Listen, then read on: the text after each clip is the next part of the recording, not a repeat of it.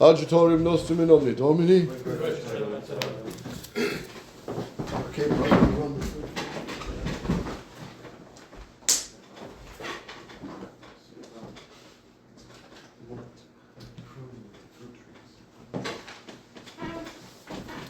On atheistic communism, Divini Redemptoris, what year?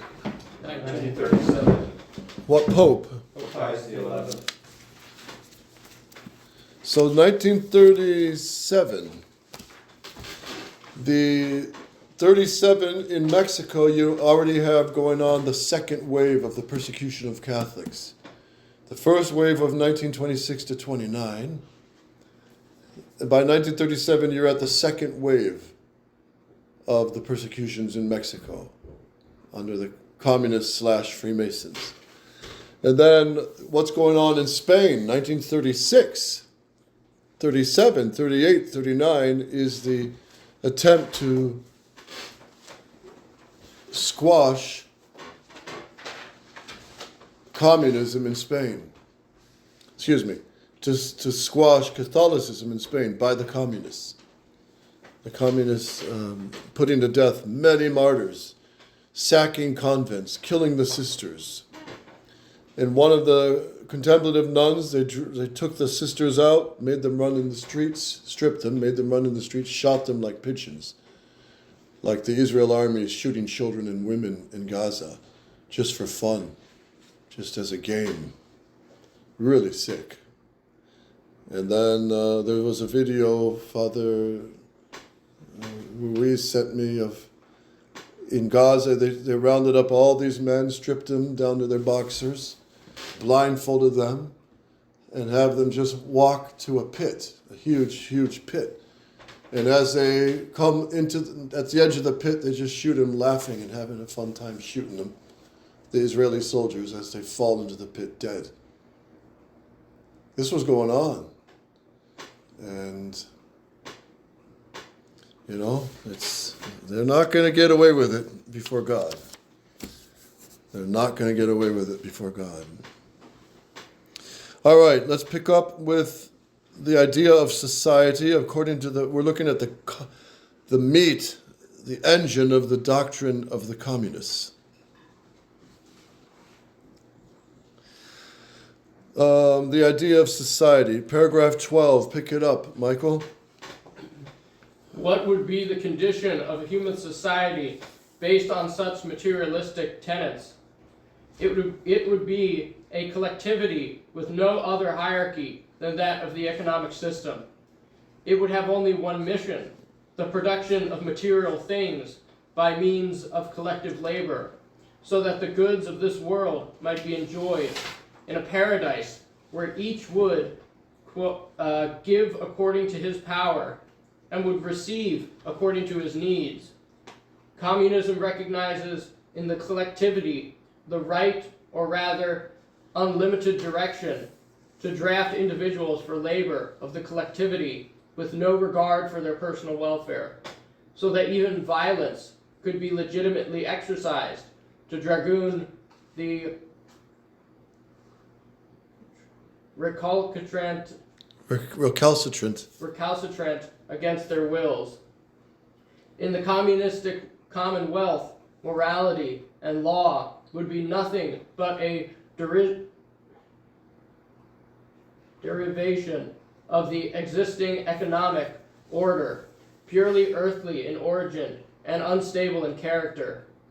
In a word, the communists claim to inaugurate a new era and a new civilization, which is the result of blind evolutionary forces, culminating in a humanity without God. Yes. In brief, communists seek to bring about a new order and a new civilization. Novus ordo secularum. Look on the dollar bill. You have the pyramid, the symbol of Freemasonry, the all-seeing eye that they stole from Catholic symbolism. Right? If you go to Roman churches, you'll see the all-seeing eye of God on many churches and altars. That existed long before the communists and the Freemasons. The all-seeing eye. So they stole Catholic symbols.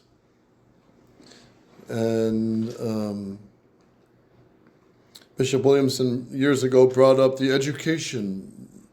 The Dewey was not to learn. It was engineered to become fit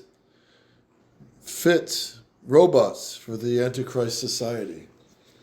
So modern education is not to form a ducere, to lead out of ignorance to true knowledge of truth. That's not the purpose anymore of true education. Now it is what? Indoctrination. Indoctrination. Propaganda. Yes. Propaganda. It's not using their minds to think, but just filling their heads with slogans. You know, conservatives are evil. Traditionalists are the, what's their word? Are the terrorists. And all these misuse of words.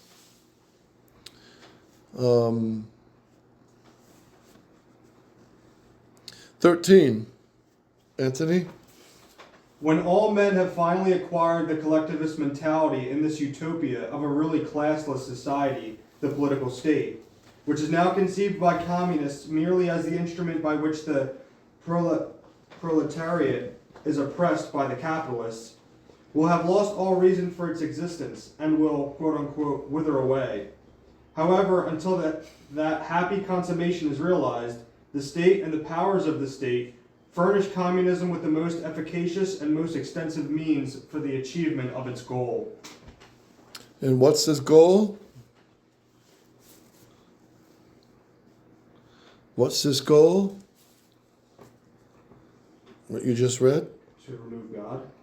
Remove God, yes, and when that day dawns, classes will disappear and the state will lose its purpose and will wither away. So they dream of this utopia where everyone is just rich, happy, own nothing, and you'll be happy and all that lie. But it's not, this is a goal that's against human nature, nor spiritual at all. It's against human nature. It's part of human nature. You're going to have some smarter than others. You're going to have some gifted, more mechanically inclined than others. Some more skilled for working with wood, some working with stone, some working on teeth, some working on engines. Not everybody's equal. The role of women is far superior than men in one way, because men cannot bear children, but women can. And they cooperate with God to populate heaven and earth. That's why the devil has a particular hatred of women. And think, if you were the devil, what would you want to do to destroy women? Get them out of the home, get them to despise having children, get them to be manly, want jobs like the men in the world, act like men, chew tobacco like men, cuss and swear like men. And people have told me in the workplace, they've heard more women talk filthy and use coarse words more than many men and truck drivers. So when, the corruption of the best is the worst.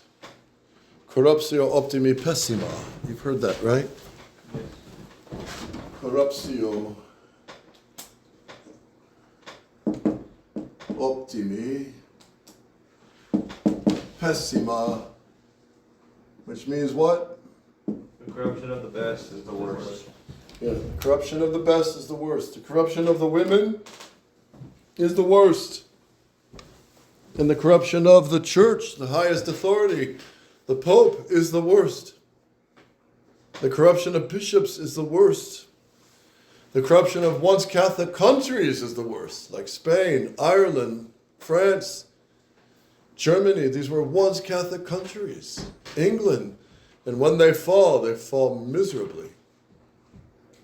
And now Latin America is crumbling to all these evangelicals, Protestants, and Mormons. So, paragraph 12, read the summary about society there, Anthony.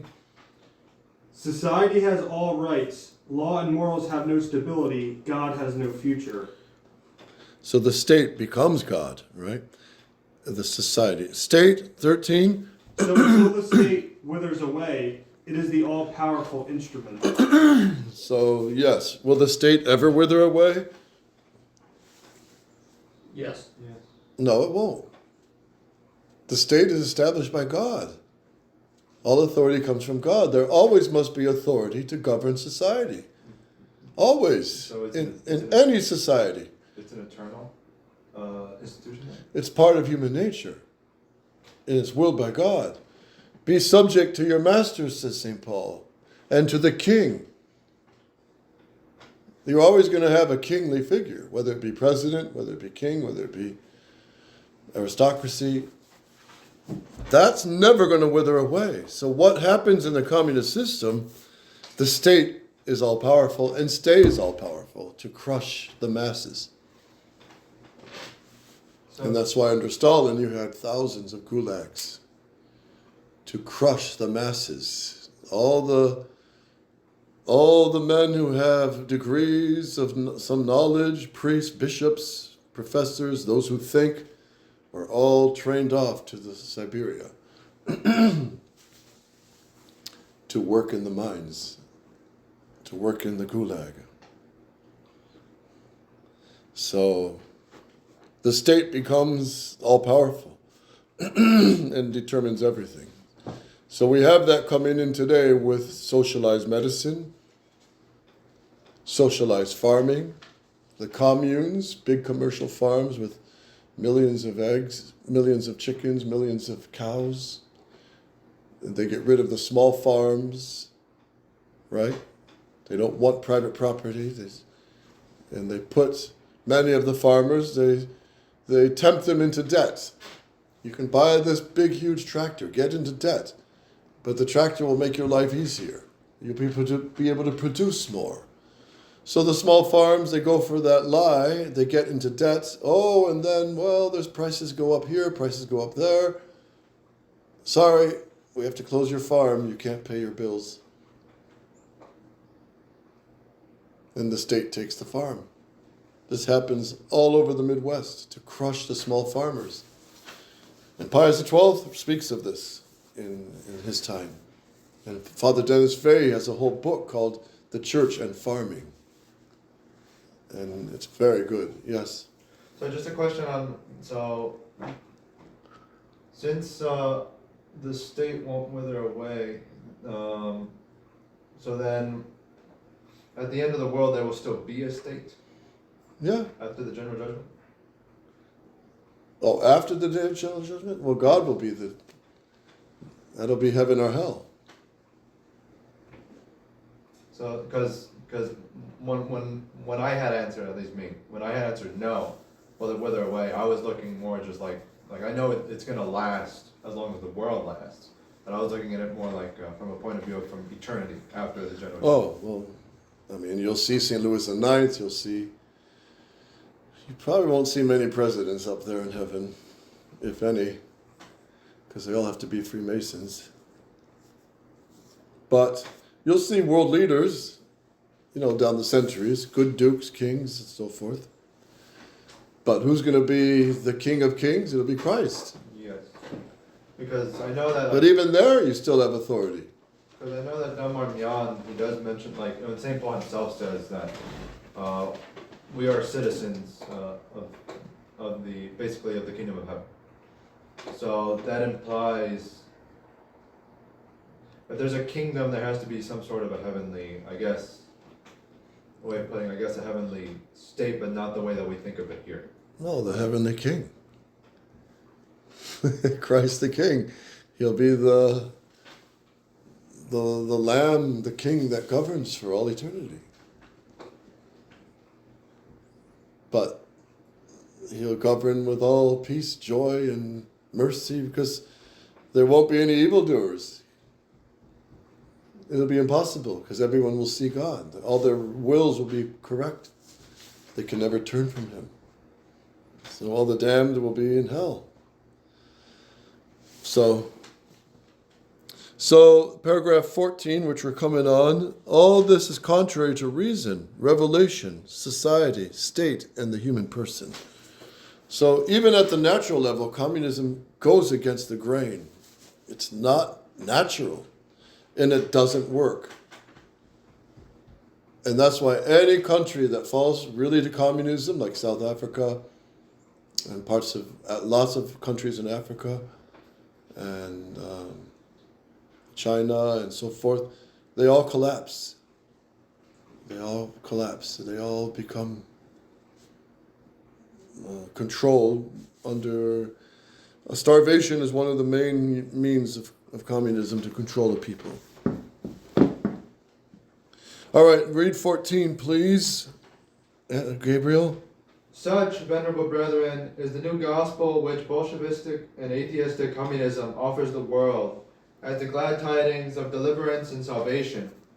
It is a system full of errors and sophisms. It is in opposition both to reason and to divine revelation. It subverts the social order because it means the destruction of its foundations, because it ignores the true origin and purpose of the state, because it denies the rights, dignity, and liberty of human personality. In other words, it's built on lies. So it ignores the real origin of nature, that it comes from God, authority of the state, that it comes from God. And as a consequence, deny the rights, dignity, and freedom of the human person, understood correctly. So, second part,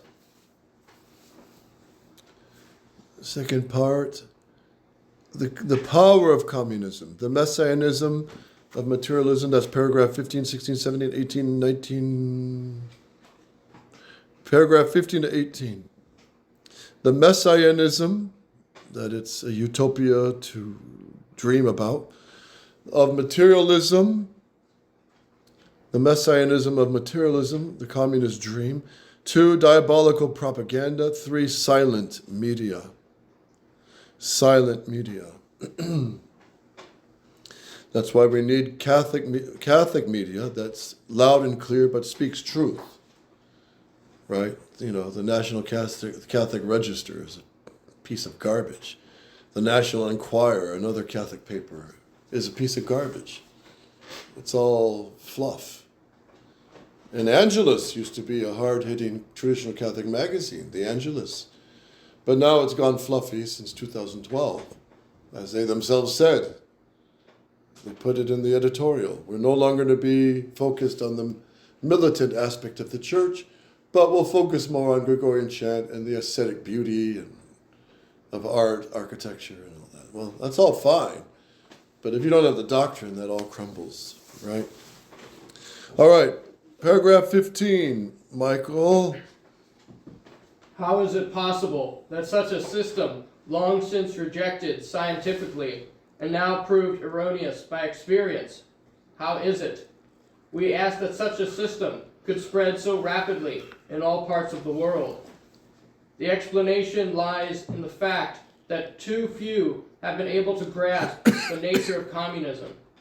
The majority instead succumb to its deception, skillfully concealed by the most extravagant promises.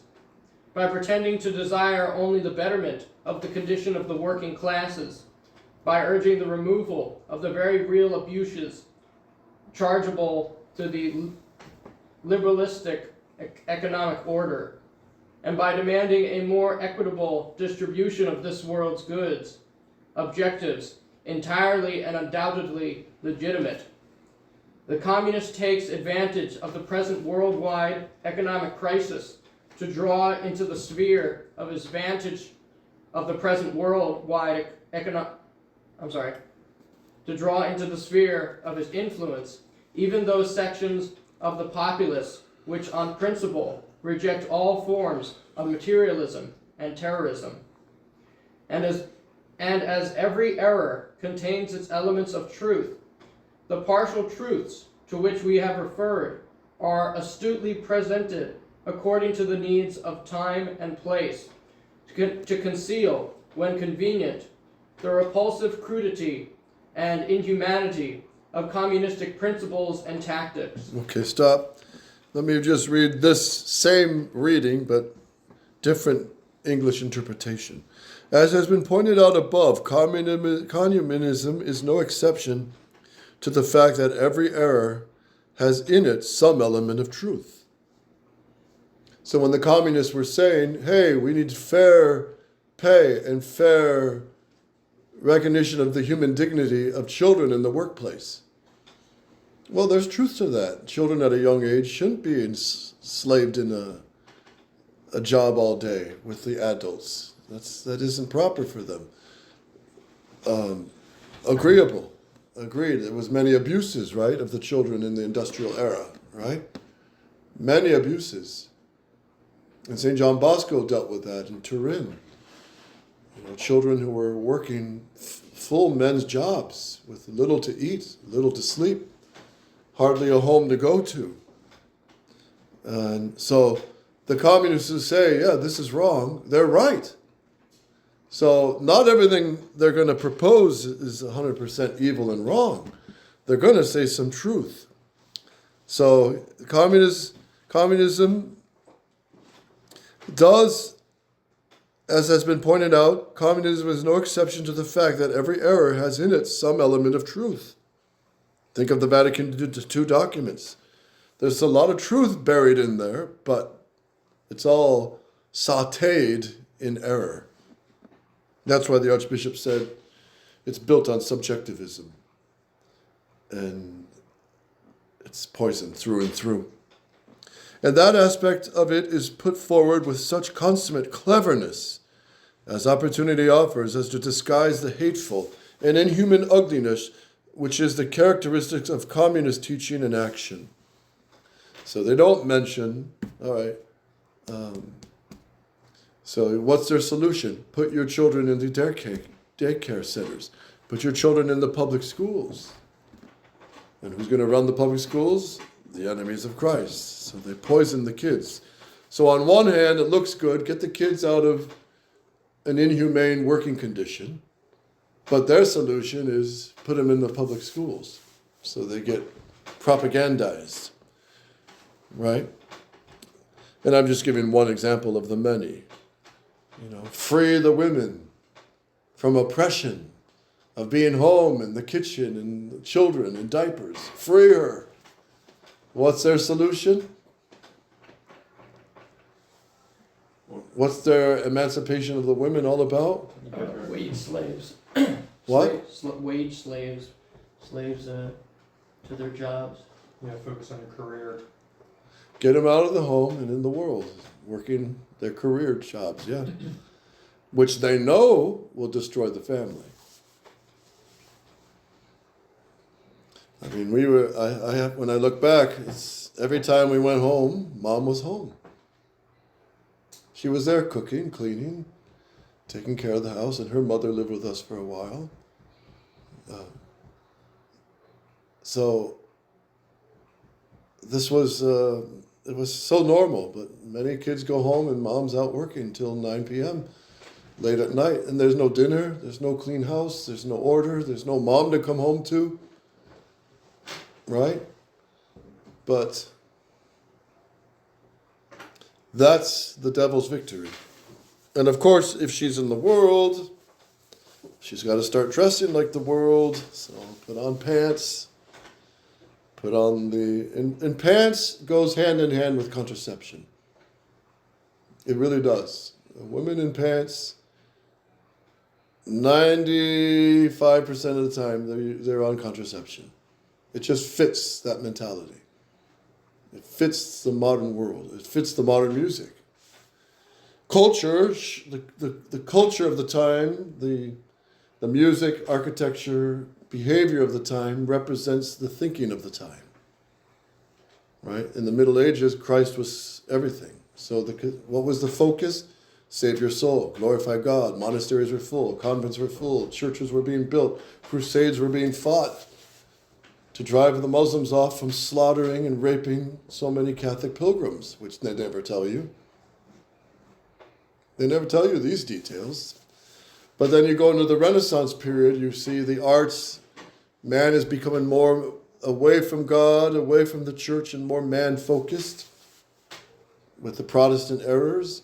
So it shows in the arts. You know, Michelangelo's Sistine Chapel, bare bottoms everywhere.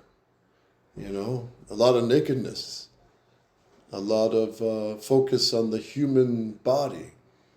While in the medieval art, you don't have that. You have even sometimes deformed, child Jesus with a 4-foot arm wrapping around the Blessed Mother in an icon. Because their focus was not the bodily perfection, anatomy, but the spiritual truth being conveyed. So in the Renaissance art, you see more flesh, more pagan ideas. There's a lot of paintings of the resurgence of classical Roman pagan ideas, the gods of Rome, the goat that plays the flute, I think his name is Pan. He shows up a lot.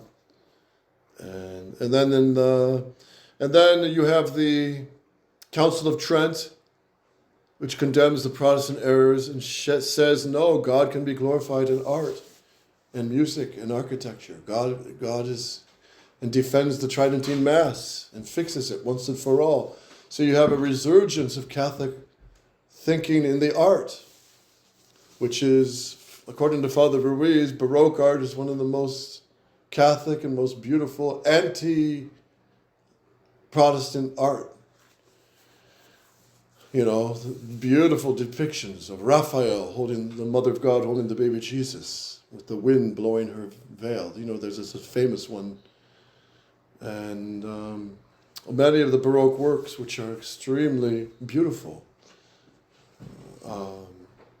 with angels and the glory of God and the clouds and the movement. The famous depiction of Saint Teresa being pierced in her heart by the angel in her ecstasy. Ever see that statue? Yeah, it's very beautiful. So, anyway, and then let's just jump to modern art. I would like to take you through the art museum in Philadelphia again when we have more time, maybe next trip, and go through each era to show how art reflects the thinking of the time. So today, modern man, he's godless, doesn't believe in objective truth. So what's modern art? It's chaos. Chaos and godless. Just, Splattered. Splashing blocks, indiscriminate lines. There's no clarity because, you can't make definitions because that's being what's their language? That's being bigoted. That's being closed in.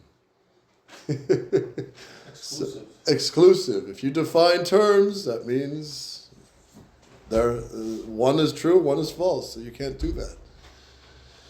So, and then the music of the modern world, what does it show? Chaos, disorder, pure dominance of rhythm, which fits according to men's lowest passions, right? So men live according to the lowest passions. And thinking, philosophy, theology, they're all on the bottom of the barrel. People don't care. And where's all the money going? What buildings? Sports, banks, shopping malls. And I guess casinos too. So, while you compare, our modern world is upside down compared to the medieval world. Just completely upside down in almost every way. The destruction of the family in society, you can also see it kind of because they're within the last, ever since I've been alive, but even more, they're building a lot of apartment complexes. They don't want people buying homes. They don't want family buying individual homes. They want the home, the whole idea of going home to your house, they want that gone. Yeah. They want sameness. So that's why they build so many apartment complexes. They kind of want people to start thinking, oh, this is the normal way people live in apartment complexes. Pigeonholes. Yeah, exactly. Pigeonholes. And can you, as a young couple, have children? Maybe one or two, but 10, 11, 12? It also makes you think like, oh, we don't have room for another kid. Mm-hmm. That's right. It promotes contraception. Promotes it. And I hear from people in the world that most women are on pills to stop conceiving. And as moral theologians, you have to be careful in the confessional, because sometimes the priest has to ask, okay, you confessed fornication. Was there contraception on either side? And if it's a woman's side, the pill often causes abortions. And the priest has to ask, did you realize that the pill causes abortions in most cases? So that's how wicked these things are. Because the baby is conceived, and then the pill washes it out. That's what it's supposed to do. So it's really evil.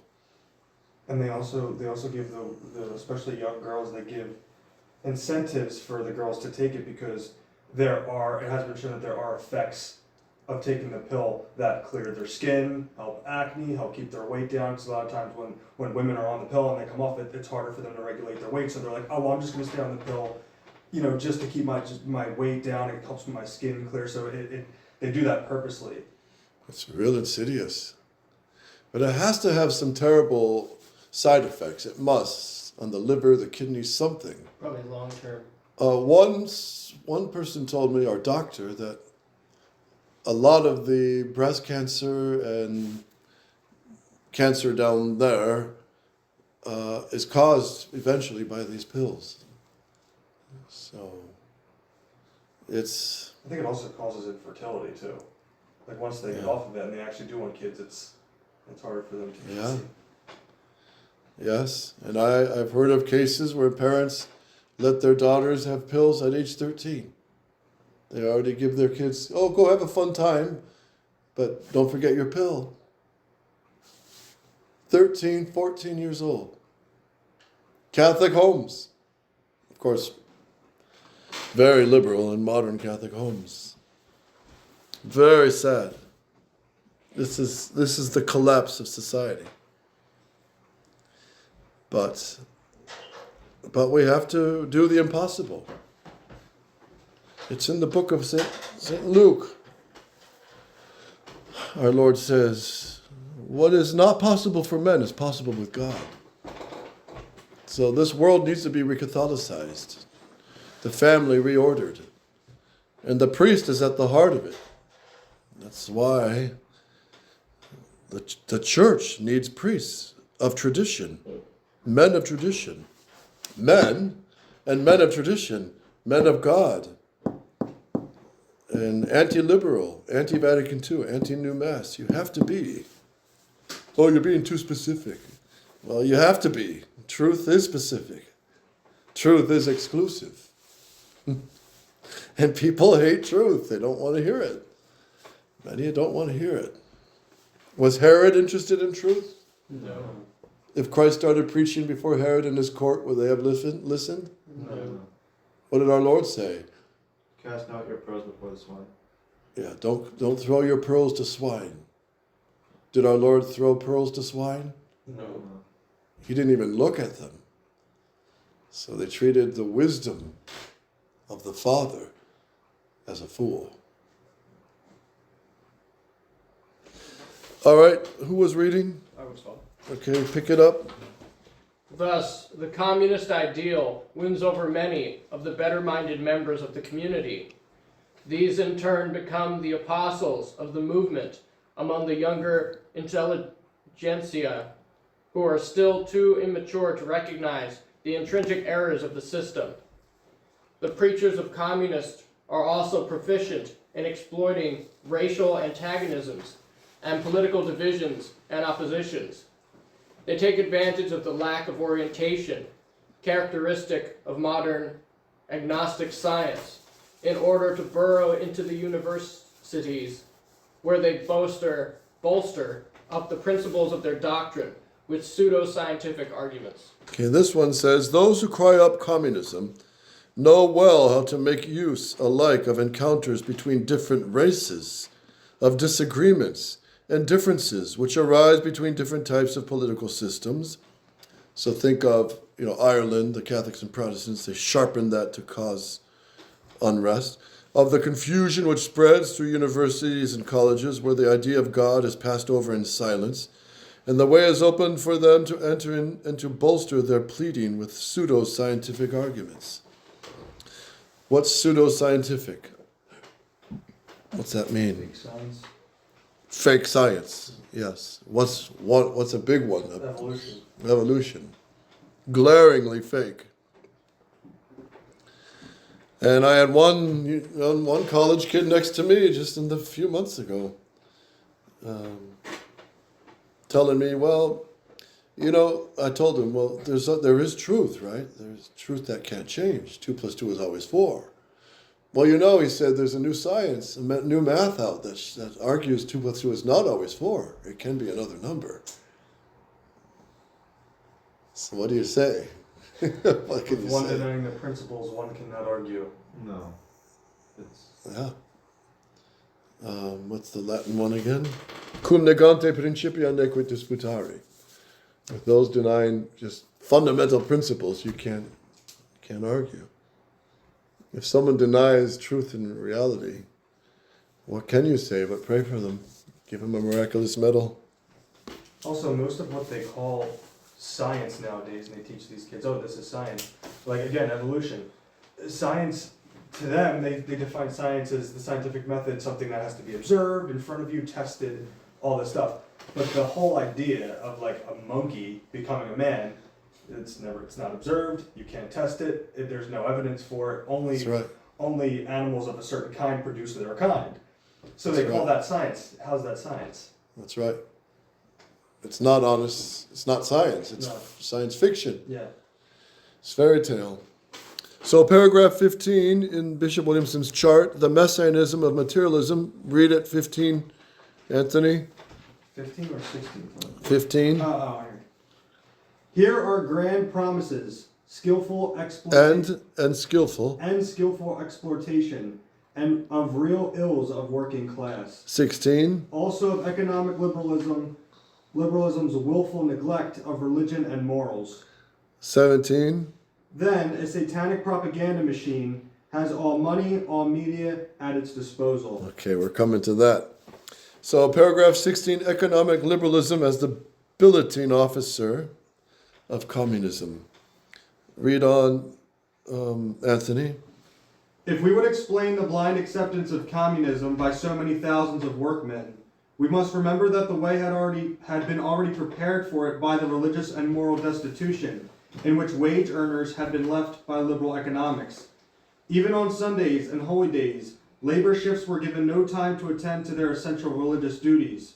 No one thought of building churches within convenient distance of factories, nor of facilitating the work of the priest. On the contrary, laicism was actively and